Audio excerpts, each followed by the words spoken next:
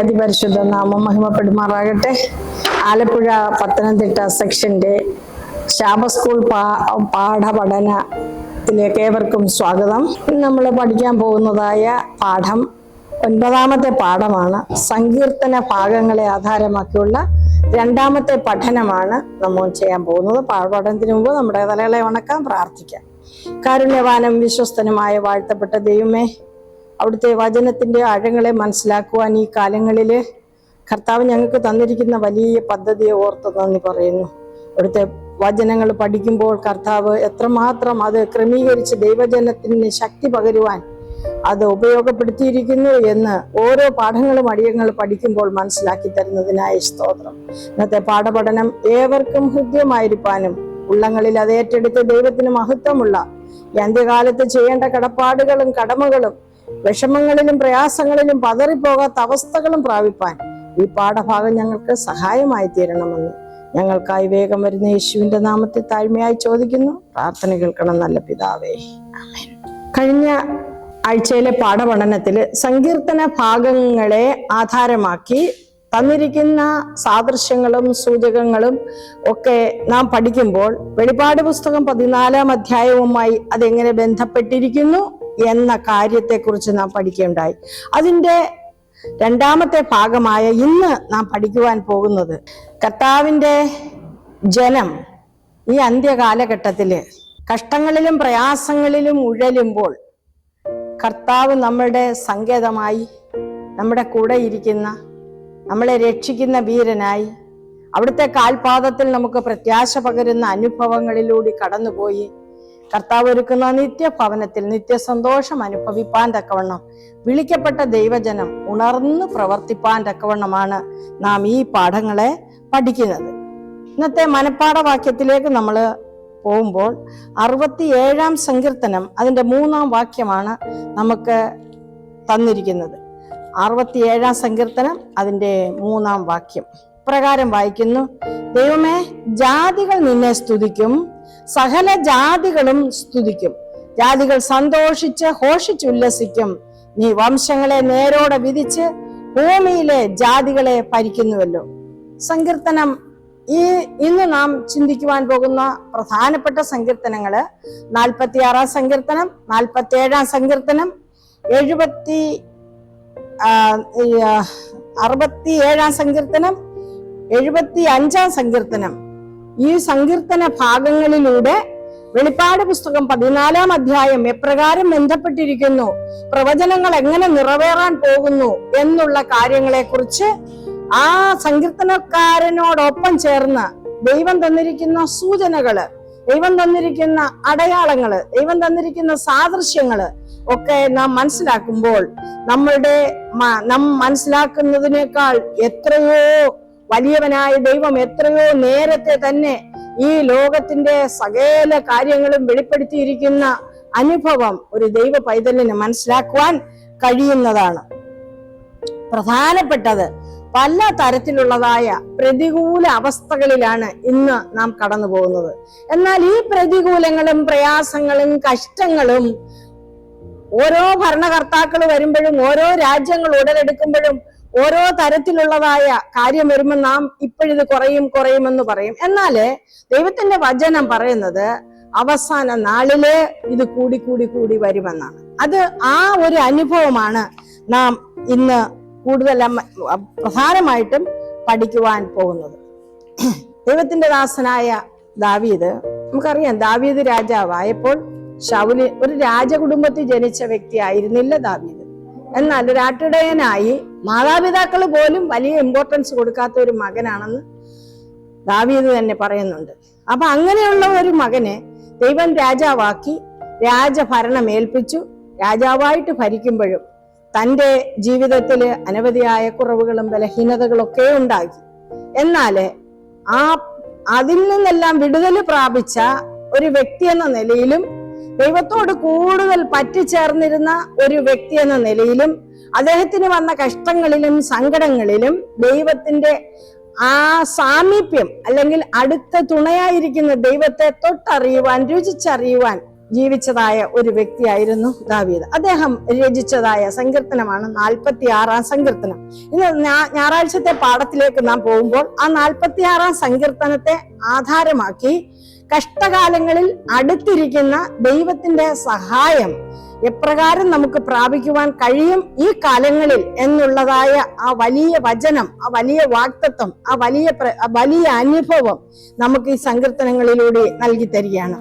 46-ാം സങ്കീർത്തനത്തില് നാം പ്രധാനമായിട്ടും കാണുവാൻ പോകുന്നത് ഒരു നല്ല നാളെയെ കുറിച്ച് പ്രത്യാശിക്കുന്ന ഒരു ഭക്തി. എന്നാല് ഈ ലോകത്ത് നോക്കുമ്പോൾ ഒരു നല്ല നാളെയെ കുറിച്ച് പ്രത്യാശിക്കുവാൻ ഒരു വകയുമില്ല നമുക്ക്. എവിടെ നോക്കിയാലും കഷ്ടങ്ങളും സങ്കടങ്ങളും പ്രതികൂലങ്ങളും പ്രയാസങ്ങളും യുദ്ധങ്ങളും നിരാശകളും പരിഹാസങ്ങളും ഇങ്ങനെ അങ്ങ് പോവുകയാണ്.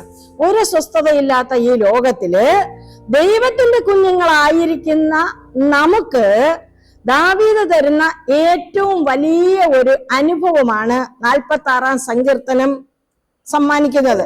46-ാം സങ്കീർത്തനം ഇങ്ങനെ പറയാണ്: ദൈവം നമ്മുടെ സങ്കേതവും ബലവുമാകുന്നു. എപ്പോഴാണ്? കഷ്ടങ്ങളിൽ സങ്കേതമായി ബലമായിരിക്കുന്ന ദൈവം, ഏറ്റവും അടുത്ത തുണയായിരിക്കുന്ന ദൈവം, ആ ദൈവത്തെ ദാവീദ് നമുക്ക് പരിചയപ്പെടുത്തുകയാണ്. ഈ സങ്കീർത്തനം വളരെ ആശ്വാസം തരുന്നതായ ഒരു സങ്കീർത്തനമാണ്. നമുക്ക് പ്രയാസം വരുമ്പോൾ പലപ്പോഴും നാം ഈ സങ്കീർത്തനം വായിച്ച് ധ്യാനിക്കാറുണ്ട്, ആശ്വാസം കൊള്ളാറുണ്ട്. എന്നാല് എന്താണ് വെളിപ്പാട് പുസ്തകവുമായി ഇതിനുള്ള ബന്ധം എന്ന് നമുക്ക് ഇന്ന് പകൽക്കാലം പഠിക്കുവാൻ തക്കവണ്ണം കഴിയും. 46-ാം സങ്കീർത്തനത്തില് കർത്താവിന്റെ 2ാം വരവ് എങ്ങനെയാണ് പ്രതിപാദിച്ചിരിക്കുന്നത് എന്നുള്ളതാണ് ഏറ്റവും പ്രധാനപ്പെട്ടതായ കാര്യം. സങ്കീർത്തന ഭാഗങ്ങള് ഈ 46-ാം സങ്കീർത്തനത്തില് കർത്താവിന്റെ 2ാം വരവിനെ കുറിച്ച് പ്രതിപാദിച്ചിട്ടുണ്ട്. ഒരു പക്ഷെങ്കിൽ നമ്മൾ ഒരിക്കലും ശ്രദ്ധിച്ചിട്ടില്ലാത്തതായ ഒരു ഭാഗമാണ് 46-ാം സങ്കീർത്തനത്തിൽ കർത്താവിന്റെ 2ാം വരവുമായി ബന്ധപ്പെട്ടിരിക്കുന്ന അനുഭവങ്ങള്. കർത്താവിന്റെ 2ാം വരവിൽ എന്താണ് സംഭവിക്കുന്നത് എന്ന് വളരെ വ്യക്തമായിട്ട് പറയുന്നുണ്ട്. നമുക്ക് അതിനു മുമ്പ് വെളിപ്പാട് പുസ്തകം 6-ാം അധ്യായത്തിലേക്ക് ഒന്ന് നോക്കാം. വെളിപ്പാട് പുസ്തകം 6-ാം അധ്യായം അതിന്റെ 14-ാം വാക്യം. അവിടെ ഇപ്രകാരം രേഖപ്പെടുത്തിയിരിക്കുന്നു: പുസ്തക ചുരുട്ടും പോലെ ആകാശം മാറിപ്പോയി, എല്ലാ മലയും ദ്വീപും സ്വസ്ഥാനത്ത് നിന്ന് ഇളകിപ്പോയി.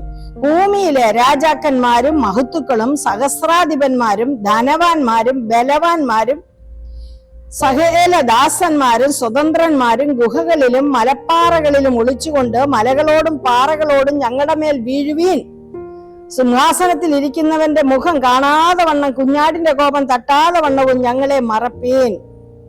അവരുടെ മഹാകോപ ദിവസം വന്നു, ആർക്കു നിൽപ്പാൻ കഴിയും എന്ന് പറഞ്ഞു. ഇവിടെ കർത്താവിന്റെ 2ാം വരവിനെ കുറിച്ച് അപ്പോസ്തലനായ യോഹന്നാൻ ദർശനത്തിൽ കണ്ട് എഴുതിയിരിക്കുന്ന ഭാഗമാണ് വെളിപ്പാട് പുസ്തകം 6-ാം അധ്യായത്തിൽ പ്രതിപാദിച്ചിരിക്കുന്നത്.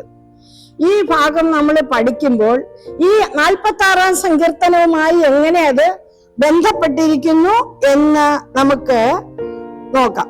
ഇവിടെ 46-ാം സങ്കീർത്തനത്തില് ഇപ്രകാരം പറയുന്നു: ഭൂമി മാറിപ്പോയാലും പർവ്വതം കുലുങ്ങി സമുദ്രമധ്യേ വീണാലും അതിലെ വെള്ളം ഇരച്ചു കലങ്ങിയാലും അതിന്റെ കോപം കൊണ്ട് പർവ്വതങ്ങൾ കുലുങ്ങിയാലും നാം ഭയപ്പെടുകയില്ല.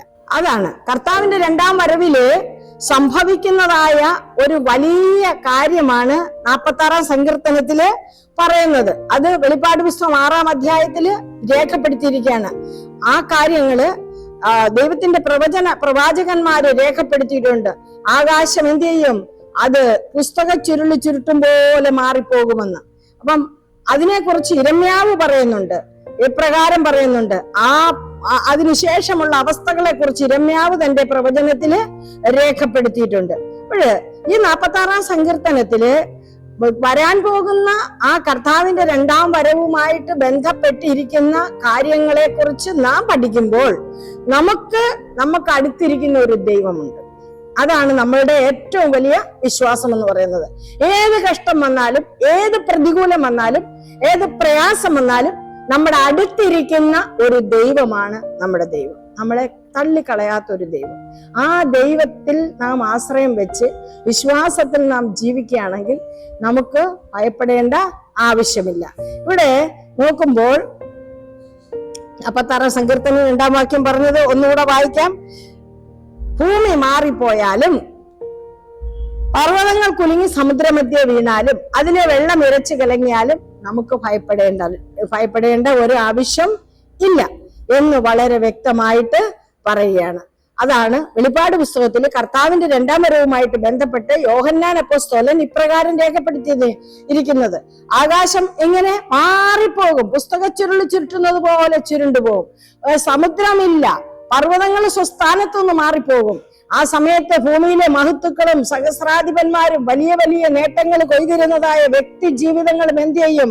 പാറകളെ ആശ്രയിക്കും, പാറകളെയും മലകളെയും ആശ്രയിക്കും. പക്ഷെ അവയ്ക്കൊന്നിനും തന്നെ അവരെ സഹായിപ്പാൻ തക്കവണ്ണം കഴിയയില്ല എന്ന് വളരെ വ്യക്തമാക്കുമ്പോൾ സങ്കീർത്തനക്കാരൻ നമ്മളോട് പറയാണ്, കഷ്ടങ്ങളിൽ അടുത്തിരിക്കുന്ന ഒരു ദൈവം നമുക്കുണ്ട്.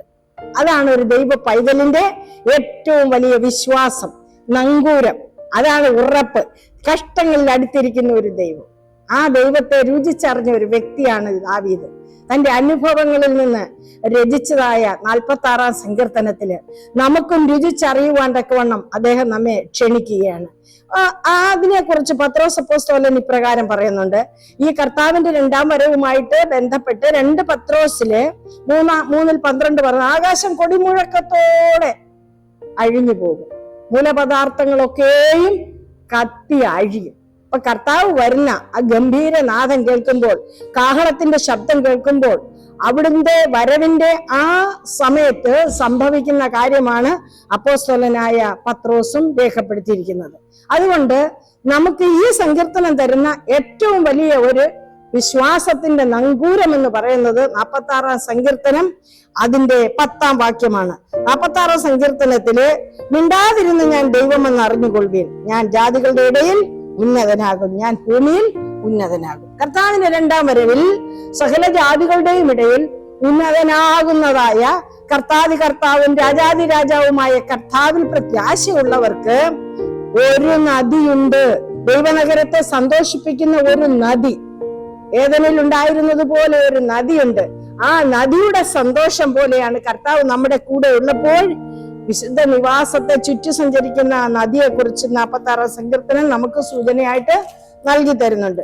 അതിന്റെ മധ്യയാണ് ദൈവമുള്ളത്. അപ്പൊ നമുക്ക് എല്ലാ അനുഗ്രഹങ്ങളും പകരുവാൻ തക്കവണ്ണം 46-ാം സങ്കീർത്തനത്തിലൂടെ സങ്കീർത്തനക്കാരൻ പറയാണ്, കഷ്ടങ്ങളിൽ അടുത്തിരിക്കുന്ന ഒരു ദൈവത്തിൽ പൂർണ്ണ പ്രത്യാശ വയ്ക്കുക.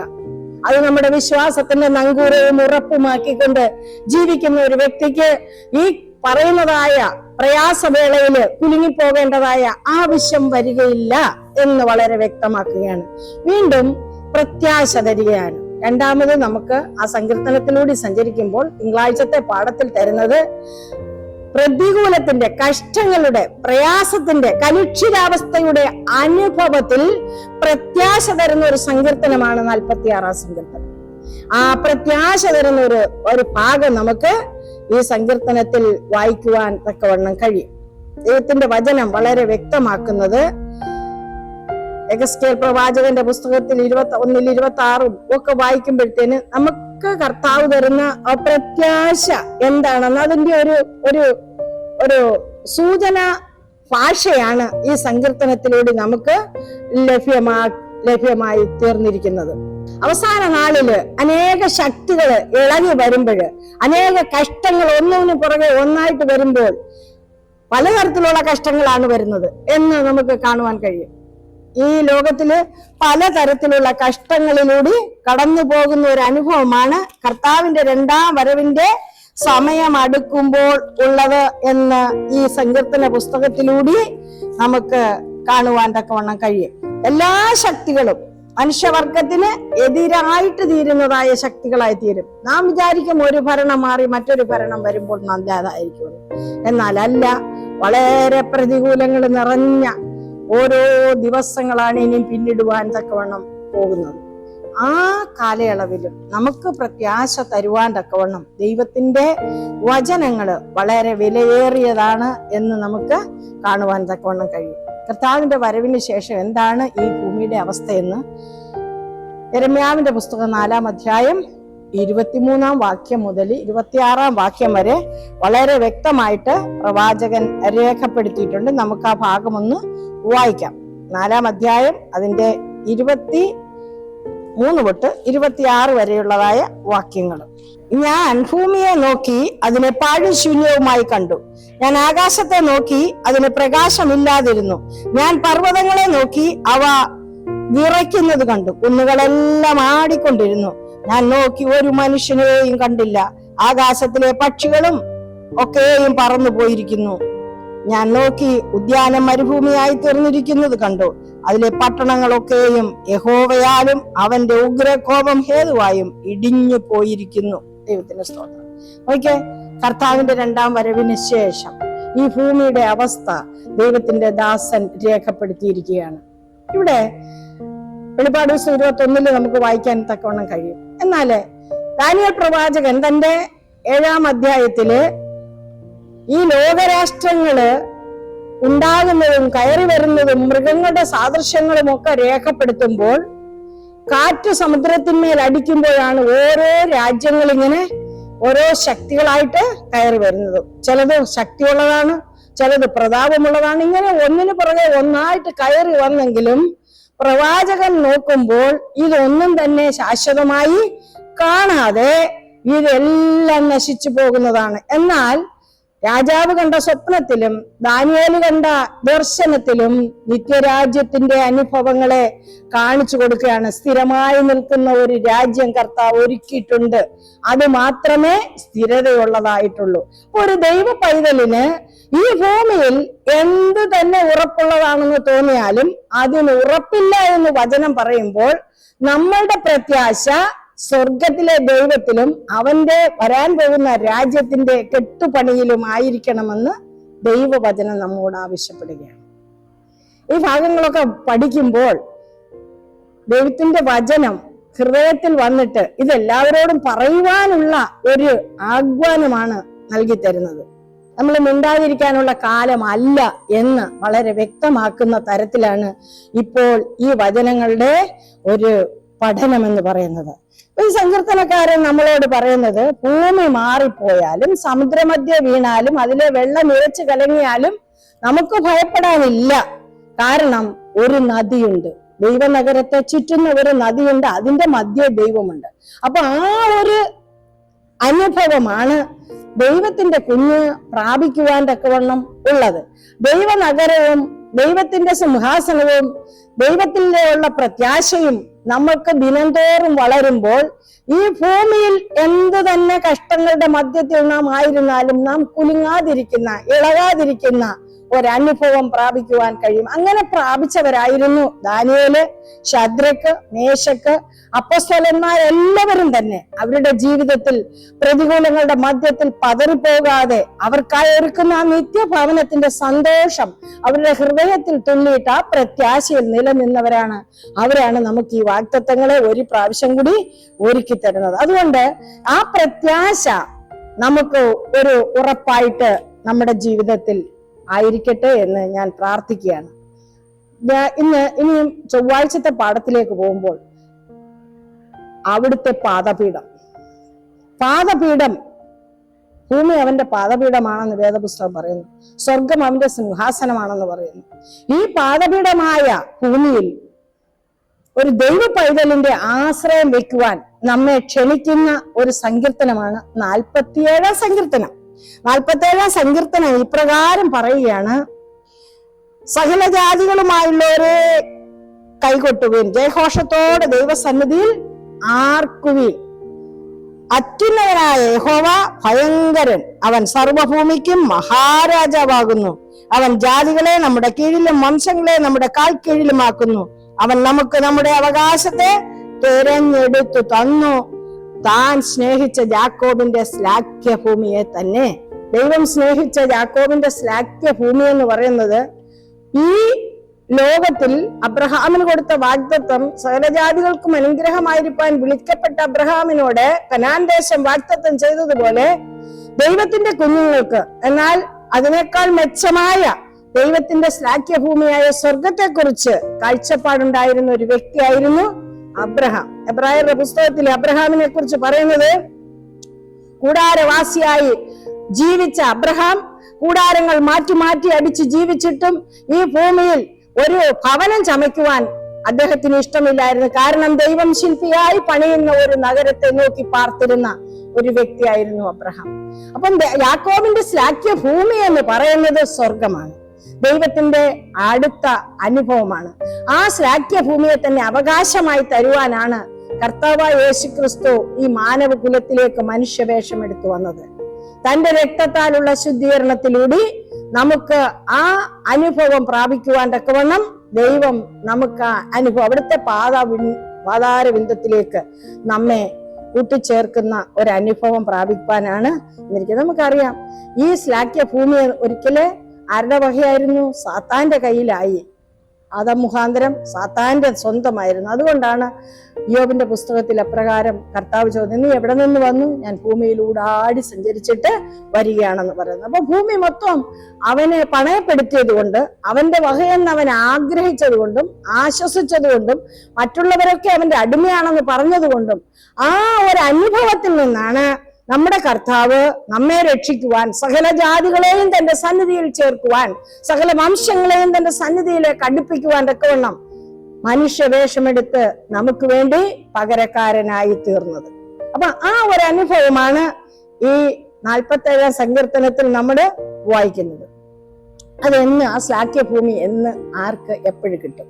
അത് നമ്മൾ പഠിക്കുമ്പോഴത്തേന് തെസ്സലോനിക്ക ലേഖനം 4-ാം അധ്യായം അതിന്റെ 13 മുതൽ 17 വരെയുള്ള വാക്യത്തില് കർത്താവ് താൻ ഗംഭീരനാദത്തോടും പ്രധാന ദൂതന്റെ ശബ്ദത്തോടും ദൈവത്തിന്റെ കാഹളത്തോടും കൂടെ സ്വർഗത്തിൽ നിന്ന് ഇറങ്ങി വരും. അവിടുത്തെ സന്നിധിയിൽ പത്യം വെച്ച് ജീവിച്ചിരിക്കുന്ന വിശുദ്ധന്മാര് എന്ത് ചെയ്യും? അവര് രൂപാന്തരപ്പെടും. അവിടുത്തെ സന്നിധിയിൽ പത്യം വെച്ച് ജീവിച്ച് മരിച്ചുപോയ വിശുദ്ധന്മാര് അവരെന്ത് ചെയ്യും? അവര് ഉയർത്തെഴുന്നേൽക്കും. ഇവര് രണ്ടു കൂട്ടരുമായിട്ട് തേജസ്സിൽ എടുക്കപ്പെടുന്ന ഒരു അനുഭവം പ്രാപിക്കും. പിന്നെ എന്നും കർത്താവിനോടൊപ്പം ആയിരിക്കുവാൻ അവർക്ക് ആ അവകാശം കിട്ടുകയാണ്. അപ്പൊ വിശുദ്ധീകരണത്തിൽ ജീവിക്കുകയും തേജസ്കരിക്കപ്പെടുവാൻ തക്കവണ്ണം വിളിക്കപ്പെടുകയും ചെയ്തിരിക്കുന്ന നാം ആ ഒരു അനുഭവത്തിലേക്ക് വരണമെങ്കിൽ ഈ കർത്താവിന്റെ പാദപീഠത്തില് നാം അണയുന്ന അനുഭവം ഈ ജീവിതത്തിൽ പ്രാപിച്ചേ മതിയാവും. അവിടുത്തോട് അടുത്തിരിക്കുവാൻ, അവിടുത്തെ പാദപീഠത്തിൽ നാം അണഞ്ഞിരിക്കുവാൻ നമ്മെ സഹായിക്കുന്ന വചനഭാഗങ്ങളാണ് നമുക്കിവിടെ നൽകി തന്നിരിക്കുന്നത്. അതുകൊണ്ട് അപ്പൊ അവിടുത്തെ പാദപീഠം എപ്പോഴാണ് അത് ഈ ഭൂമിയിൽ സ്ഥാപിതമാകുന്നതെന്ന് സഖറിയാ പ്രവാചകൻ പറഞ്ഞിട്ടുണ്ട്. കർത്താവ് ഉയർത്തെഴുന്നേറ്റ് ഒലിവുമലയിൽ നിന്നാണ് സ്വർഗാരോഹണം ചെയ്തത്. എന്നാൽ സഖറിയാ പ്രവാചകന്റെ പുസ്തകം 14-ാം അധ്യായം 4-ഉം 5-ഉം വാക്യങ്ങളില് വിശുദ്ധന്മാരുമായിട്ട് കർത്താവ് എന്ത് ചെയ്യും? ഈ ഭൂമിയിലേക്ക് കടന്നു വരുമ്പോൾ ഒലിവുമല രണ്ടായി പിരിയും. അപ്പൊ എന്താ സംഭവിക്കുന്നത്?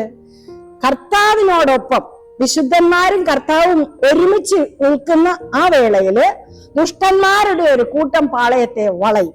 ആ സമയത്താണ് എന്ത് സംഭവിക്കുന്നത്? കർത്താവ് ഈ ഭൂമിയിൽ തൊടുന്നില്ല. കർത്താവ് ഈ ഭൂമിയിൽ പിന്നെ ഒലിവുമല രണ്ടായി പിരിഞ്ഞ് പിന്നെ ഈ ഭൂമിയിൽ വരുന്നതിന് തൊട്ടു മുമ്പ് ഈ വിശുദ്ധന്മാരുടെ വാളയത്തെ ദുഷ്ടന്മാര് വളയുകയും സ്വർഗത്തിൽ നിന്ന് തീയും ഗന്ധകവും അയച്ചവരെ ഇല്ലായ്മ ചെയ്യുകയും ചെയ്യും. നമുക്കൊന്ന് വായിക്കാം. സഖറിയാവിന്റെ പുസ്തകം 14-ാം അധ്യായത്തില് വളരെ വ്യക്തമായിട്ട് ചില കാര്യങ്ങള് ദൈവത്തിന്റെ ദാസൻ അരുളി ചെയ്യുന്നുണ്ട്. വിശുദ്ധന്മാർക്കുള്ളതായ കാര്യങ്ങൾ കർത്താവിന്റെ 2-ാം വരവുമായിട്ട് ബന്ധപ്പെടുത്തി പറയുന്നതായ ഭാഗങ്ങൾ. സഖറിയാവിന്റെ പുസ്തകം 14-ന്റെ 5, 4, 5, 6. ആ നാളിൽ അവന്റെ കാൽ യെരൂശലേമിനെതിരെ കിഴക്ക് ഒലിവുമലയിൽ നിൽക്കും. ഒലിവുമല കിഴക്ക് പടിഞ്ഞാറായി നടുവേ പിളർന്നു പോകും. ഏറ്റവും വലിയൊരു താഴ്വര ഉളവായി വരും. മലയുടെ ഒരു പാതി വടക്കോട്ടും മറ്റേ പാതി തെക്കോട്ടും വാങ്ങിപ്പോകും. എന്നാൽ മലകളുടെ താഴ്വര ആസൽ വരെ എത്തുന്നത് കൊണ്ട് നിങ്ങൾ എന്റെ മലകളുടെ താഴ്വരയിലേക്ക് ഓടിപ്പോകും. യഹൂദ രാജാവായ ഉസ്യാവിന്റെ കാലത്ത് നിങ്ങൾ ഭൂകമ്പം ഹേതുവായി ഓടിപ്പോയതുപോലെ നിങ്ങൾ ഓടിപ്പോകും. അപ്പം അന്ന് സകല വിശുദ്ധന്മാരും യഹോവയും കൂടെ വരുന്നതായ ഒരു അനുഭവമാണ് ഈ ഭാഗത്ത് സെഖരിയാവ് രേഖപ്പെടുത്തിയിരിക്കുന്നത്. ദൈവത്തിന്റെ വിശുദ്ധ നഗരം, അതാണ് എലൻ ജി വൈറ്റ് പറയുന്നത്. ദൈവത്തിന്റെ വിശുദ്ധ നഗരം ദൂതന്മാരോട് ഒരുമിച്ച്, വിശുദ്ധന്മാരോട് ഒരുമിച്ച് കടന്നു വരുന്നതായ ആ അനുഭവം നോക്കി പാർക്കുന്നവർക്ക് പ്രത്യാശ നൽകുന്ന ഒരു അനുഭവമാണ്. ആ അനുഭവത്തിനായിട്ടാണ്, ആ അനുഭവം പ്രാപിപ്പാനാണ് വിശുദ്ധീകരണം പ്രാപിച്ച് ജീവിപ്പാൻ നമ്മെയും വിളിച്ച് വേർതിരിച്ചിരിക്കുന്നത്. ഇനിയും നമ്മൾ സങ്കീർത്തന പുസ്തകങ്ങളിലേക്ക് കടന്നു ചെല്ലുമ്പോൾ 75-ാം സങ്കീർത്തനമാണ് ബുധനാഴ്ചത്തെ പഠനത്തിനായിട്ട് തന്നിരിക്കുന്നത്. 75-ാം സങ്കീർത്തനവും മത്തായിയുടെ സുവിശേഷം 26 മുതലുള്ള ഭാഗവും, അതുപോലെ വെളിപ്പാട് പുസ്തകം 14-ാം അധ്യായം 9 മുതൽ 12 വരെയുള്ള ഭാഗങ്ങളെ ആധാരമാക്കി ബുധനാഴ്ച നാം പഠിക്കുമ്പോൾ വളരെ പ്രധാനപ്പെട്ട ഒരു പ്രവചനം സങ്കീർത്തന പുസ്തകങ്ങളിൽ ഉളവായി വന്നിരിക്കുന്നത് നമുക്ക് കാണുവാൻ കഴിയും. 75-ാം സങ്കീർത്തനത്തില് ദൈവമേ, ഞങ്ങൾ നിനക്ക് സ്തോത്രം ചെയ്യും, ഞങ്ങൾ നിനക്ക് സ്തോത്രം ചെയ്യും, നിന്റെ നാമം അടുത്തിരിക്കുന്നു, നിന്റെ അതിശയ പ്രവർത്തികളെ ഘോഷിക്കുന്നു. സമയം വരുമ്പോൾ ഞാൻ നേരോടെ വിധിക്കും, ഭൂമിയിലെ സകല നിവാസികൾ ഉരുകിപ്പോകുമ്പോൾ ഞാൻ അതിന്റെ തൂണുകളെ ഉറപ്പിക്കും. കാരണം ഡംബം കാട്ടരുതെന്ന ഡംബികളോടും കൊമ്പുയർത്തരുതെന്ന് ദുഷ്ടന്മാരോടും ഞാൻ പറഞ്ഞു. നിങ്ങളുടെ കൊമ്പ് മേലോട്ട് ഉയർത്തരുത്, ശാഠ്യത്തോടെ സംസാരിക്കരുത്. കാരണം ദൈവം കിഴക്ക് നിന്നോ പടിഞ്ഞാറ് നിന്നോ തെക്ക് നിന്നോ അല്ല ഉയർന്നു വരുന്നത് എന്നുള്ള കാര്യം സങ്കീർത്തനക്കാരൻ ഇവിടെ രേഖപ്പെടുത്തിയിരിക്കുകയാണ്. ദൈവം ന്യായാധിപതിയാകുന്നു. അവൻ ഒരുത്തനെ താഴ്ത്തുന്നു, മറ്റൊരുത്തനെ ഉയർത്തുന്നു. പ്രധാനപ്പെട്ട ഒരു വാക്യമാണ് 8-ാം വാക്യം. യഹോവയുടെ കയ്യിൽ ഒരു പാനപാത്രമുണ്ട്, വീഞ്ഞ് നിറയ്ക്കുന്ന ഒരു പാനപാത്രം, അത് മദ്യം കൊണ്ട് നിറഞ്ഞിരിക്കുകയാണ്. അവൻ അതിൽ നിന്ന് പകരുന്നു, ഭൂമിയിലെ സകല ദുഷ്ടന്മാർക്കും വേണ്ടി അതിന്റെ മട്ട് അവൻ പകരുന്ന ഒരു അനുഭവമാണ്. ഇവിടെ ബുധനാഴ്ചത്തെ പാഠം പറയുന്നത് എന്താണ്? മദ്യവും രക്തവും, ഇത് തമ്മിലുള്ള ബന്ധം എന്താണ് എന്നുള്ളതാണ് നാം ഇവിടെ പഠിക്കുവാൻ പോകുന്നത്. മദ്യവും അതിന്റെ മട്ടും ദുഷ്ടന്മാർക്കാണെന്ന് വേദപുസ്തകം വളരെ വ്യക്തമായിട്ട് 75-ാം സങ്കീർത്തനം അതിന്റെ 8-ാം വാക്യത്തിൽ പറയുകയാണ്. സകല ദുഷ്ടന്മാർക്കും വേണ്ടി പകരപ്പെടുന്നതായ വീഞ്ഞ്. എന്നാൽ കർത്താവായ യേശു ക്രിസ്തു തന്റെ അത്താഴ സമയത്ത് ശിഷ്യന്മാർ ഒരുമിച്ചിരുന്ന് വീഞ്ഞ് പകർന്നതായിട്ട് വേദപുസ്തകം മത്തായിയുടെ സുവിശേഷം 26-ാം അധ്യായത്തിൽ രേഖപ്പെടുത്തിയിട്ടുണ്ട്.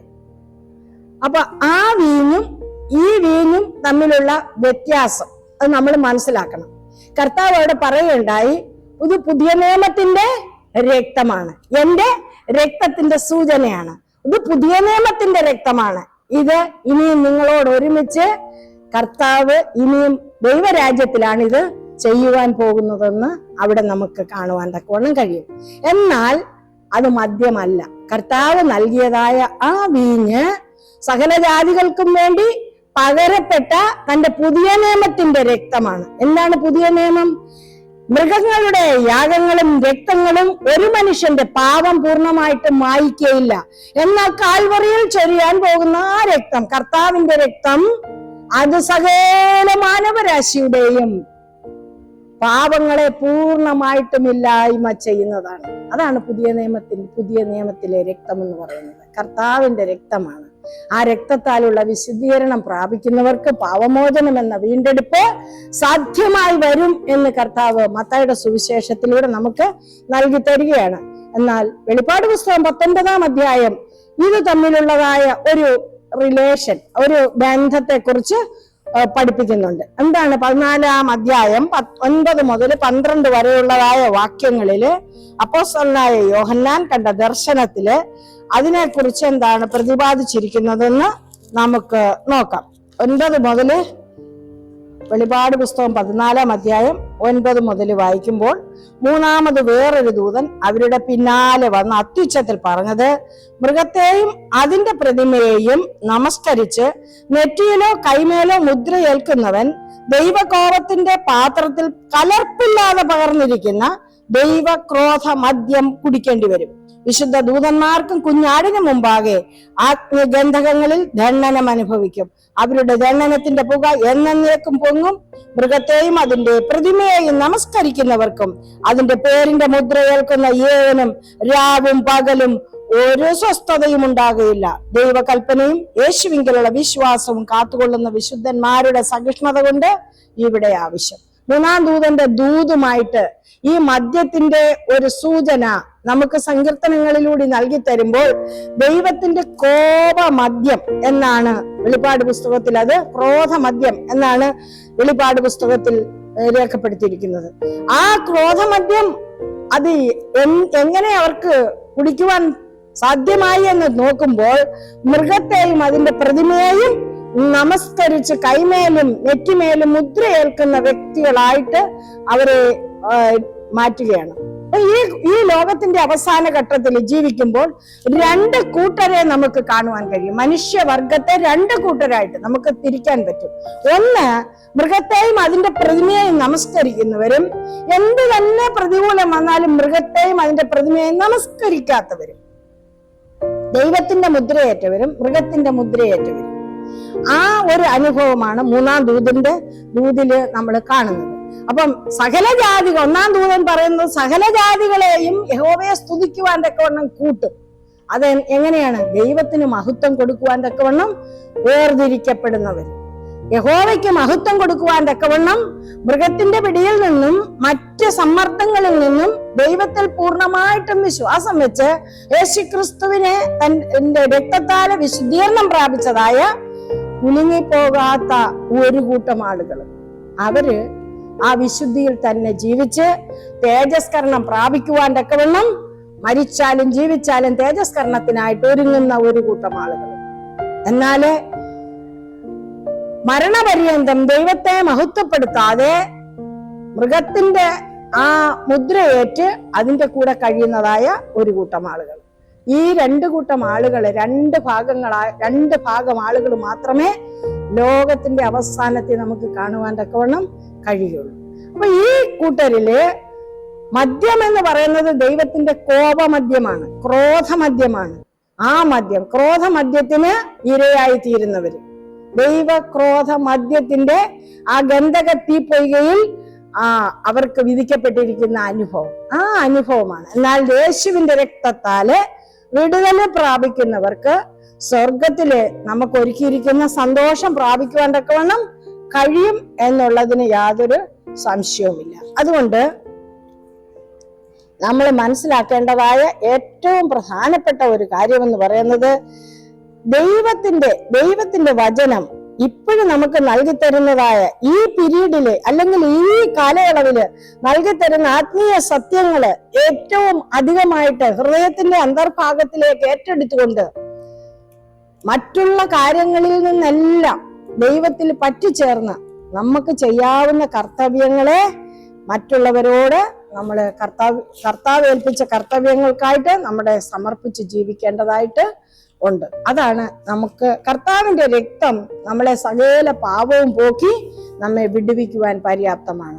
എന്നാല് നാം നമ്മുടേതായ ഇഷ്ടവഴികളിലൂടെ മൃഗത്തെ അനുസരിച്ച് ജീവിക്കുക എന്ന് പറഞ്ഞാൽ നമ്മളുടെ ഇഷ്ടത്തിന് ഒത്തവണ്ണം ജീവിക്കുക, ദൈവത്തിന്റെ ഇഷ്ടത്തിൽ നിന്ന് മാറിപ്പോകുക, വിശ്വാസമില്ലാത്ത ഒരു ജീവിതത്തിലൂടെ പോകുമ്പോൾ നമുക്ക് ലഭിക്കുന്നത് ദൈവക്രോധ മദ്യമാണ്. അപ്പം ദൈവക്രോധ മദ്യം നമ്മുടെ മേൽ വീഴാതിരിപ്പാനും ദൈവത്തിന്റെ രക്തത്താൽ വിശുദ്ധീകരണം പ്രാപിച്ചവരായി ജീവിച്ച് സാക്ഷ്യമുള്ളവരാകുവാനുമാണ് ഈ പാഠങ്ങളൊക്കെയും നമുക്ക് നൽകി തരുന്നത്. അപ്പൊ 75 സങ്കീർത്തനത്തിൽ പറയുന്ന പ്രധാനപ്പെട്ട ഒരു വാക്യം എന്ന് പറയുന്നത്, എല്ലാ ദുഷ്ടന്മാരും ആ മട്ട് വലിച്ചു കുടിക്കും, അവിടുത്തെ പാനപാത്രത്തിലെ ആ വീഞ്ഞിന്റെ മട്ട് വലിച്ചു കുടിക്കും എന്ന് പറയുകയാണ്. അവര് മതോന്മത്തരായിരിക്കുകയാണ് വീഞ്ഞു കുടിച്ച്, സ്വന്തം ഇഷ്ടപ്രകാരം ജീവിച്ച് അവരുടെ ആ മനോനില തെറ്റിയ അനുഭവത്തിലാണ്. അവർക്ക് തെറ്റും ശരിയും ഏതാണെന്ന് തിരിച്ചറിയാൻ പറ്റാത്ത തരത്തില് ദൈവത്തിൽ നിന്ന് അകന്നു പോയ, മനം തഴമ്പിച്ചതായ അനുഭവങ്ങൾ. അങ്ങനെ ഒരു അനുഭവം ഉള്ളവർക്ക് ദൈവക്രോധ മദ്യമാണ് നൽകുന്നത്. എന്നാൽ തങ്ങളെ തന്നെ ദൈവത്തിന് സമർപ്പിച്ചുകൊണ്ട് ജീവിക്കുന്നവർക്ക് കർത്താവിന്റെ രക്തത്താലുള്ള ആ വിശുദ്ധീകരണത്തിന്റെ അനുഭവം പ്രാപിച്ച് ജീവിപ്പാനുള്ള കൃപ ലഭ്യമാകും. ഇനി വ്യാഴാഴ്ചത്തെ പാഠത്തിലേക്ക് നമ്മൾ പോകുമ്പോൾ 67 സങ്കീർത്തനത്തെ ആസ്പദമാക്കിയാണ് നാം ആ പാഠം രേഖപ്പെടുത്തിയിരിക്കുന്നത്. 67 നിങ്ങളുടെ രക്ഷ അറിഞ്ഞിരുന്നു എങ്കിൽ എന്നുള്ളതായ തലക്കെട്ടോടു കൂടിയാണ് ആ പാഠം നൽകി തന്നിരിക്കുന്നത്. 67 സങ്കീർത്തനം എന്താണ് ഈ രക്ഷയെക്കുറിച്ചുള്ള അനുഭവം സങ്കീർത്തനക്കാരൻ രേഖപ്പെടുത്തിയിരിക്കുന്നതെന്ന് 67 സങ്കീർത്തനത്തിലൂടെ നമുക്കൊന്ന് വായിച്ച് മനസ്സിലാക്കുവാൻ ദൈവം എന്താണ് നൽകി തന്നിരിക്കുന്നത് നമുക്ക് നോക്കാം. ഇപ്രകാരം വായിക്കുകയാണ്: ദൈവം നമ്മോട് കൃപ ചെയ്ത് നമ്മെ അനുഗ്രഹിക്കുമാറാകട്ടെ. അവൻ തന്റെ മുഖത്തെ നമ്മുടെ മേൽ പ്രകാശിപ്പിക്കുമാറാകട്ടെ. അവിടുത്തെ വഴി ഭൂമിയിലും അവിടുത്തെ രക്ഷ സകല ജാതികളുടെ ഇടയിലും അറിയിക്കേണ്ടുന്നതിന് തന്നെ. അപ്പം ദൈവം നമ്മുടെ മേൽ ചൊരിഞ്ഞിരിക്കുന്ന പ്രകാശത്തിന്റെ ലക്ഷ്യം അത് നാം മനസ്സിലാക്കാതെ പോകരുത്. എന്തിനു വേണ്ടിയാണ്? സകല ജാതികൾക്കും ഇടയിൽ ദൈവത്തിന്റെ പ്രകാശം നാം മുഖാന്തരം പ്രകാശിതമായി തീരണം. നമ്മെ ലോകത്തിന്റെ വെളിച്ചമാക്കിയിരിക്കുകയാണ്. ഈ വെളിച്ചത്തിന്റെ ജോലി ഇരുട്ടിൽ പ്രകാശിക്കുക എന്നുള്ളതാണ്. കർത്താവ് പറയുകയുണ്ടായി, ഞാൻ ലോകത്തിന്റെ വെളിച്ചമാണ്. കർത്താവ് നമ്മളോട് പറയുന്നതും നിങ്ങൾ ലോകത്തിന്റെ വെളിച്ചമാണ്. അപ്പൊ ഈ വെളിച്ചത്തിന്റെ ഉദ്ദേശം ഇരുളിൽ പ്രകാശിക്കുക എന്നുള്ളതാണ്. അതായത്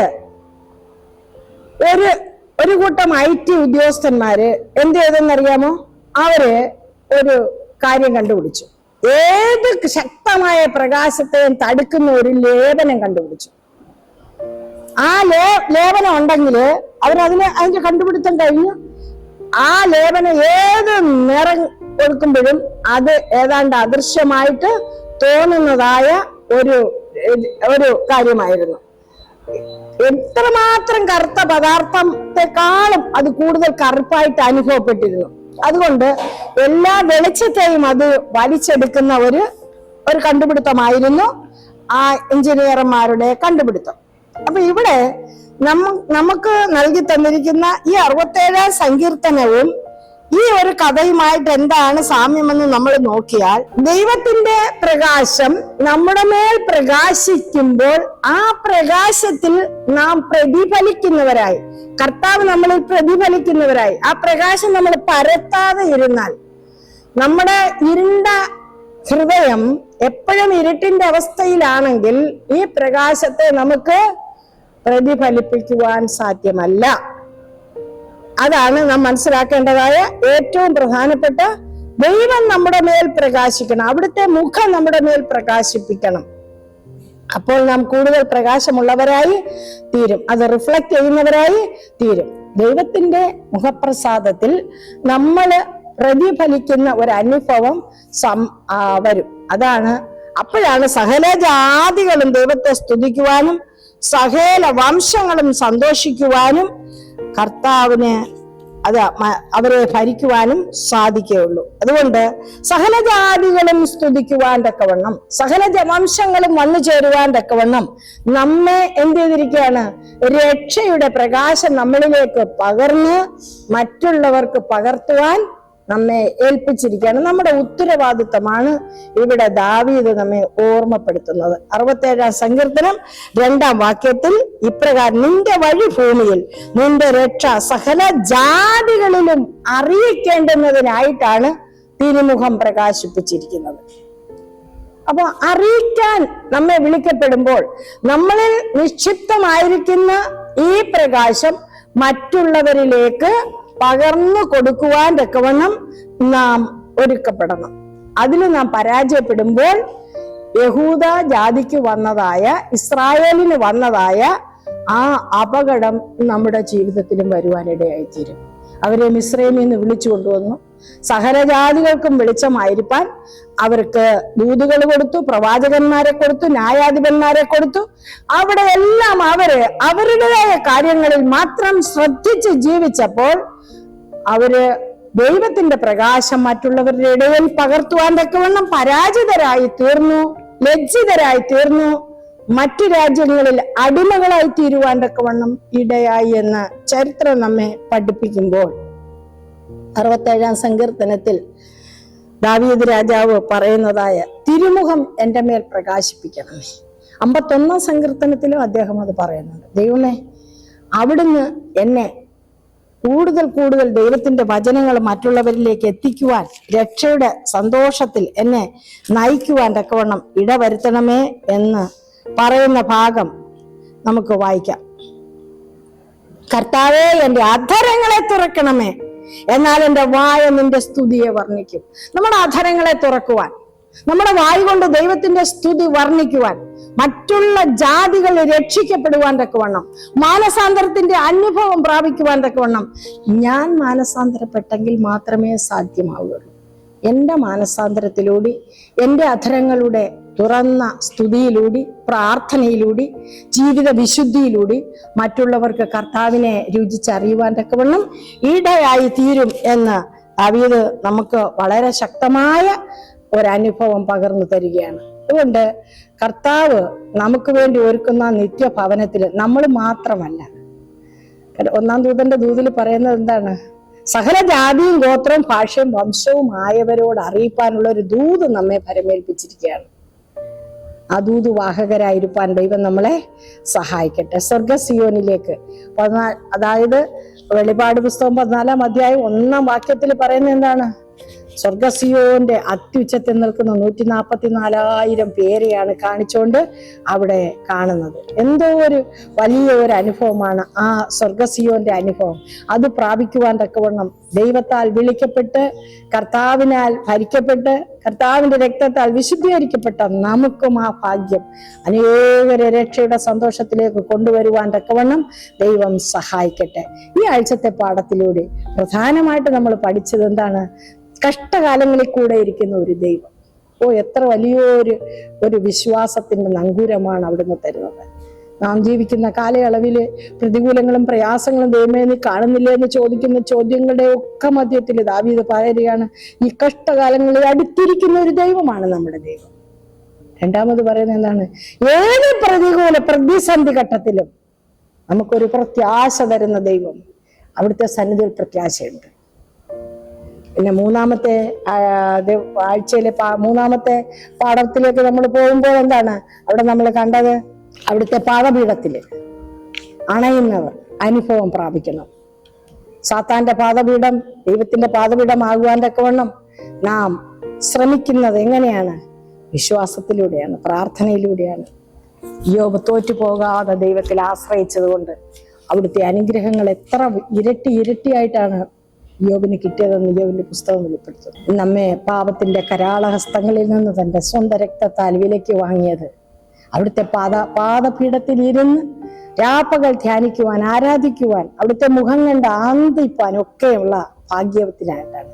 ആ ഭാഗ്യമായിരിക്കണം നമ്മുടെ പ്രത്യാശ. ഓരോ ദിവസവും ആ പ്രത്യാശയിൽ വളരണം. അപ്പം അബ്രഹാമിനെ പോലെ ആ പ്രത്യാശയിൽ വളർന്നു നോക്കി പാർക്കുന്ന ഒരു അനുഭവം പ്രാപിക്കണം. ദുഷ്ടന്മാർക്ക് കൊടുത്തിരിക്കുന്നതായ ദൈവത്തിന്റെ ക്രോധമദ്യം, എന്നാൽ ദൈവത്തിന്റെ വിശുദ്ധന്മാർക്ക് ക്രിസ്തുവിന്റെ രക്തത്താല് വീണ്ടെടുപ്പ് സാധ്യമാക്കി തന്ന ദൈവത്തിന്റെ പദ്ധതി. 75 സങ്കീർത്തനത്തിൽ നാം അതാണ് പഠിച്ചത്. ഇതൊക്കെ തന്നത് എന്തിനാണ്?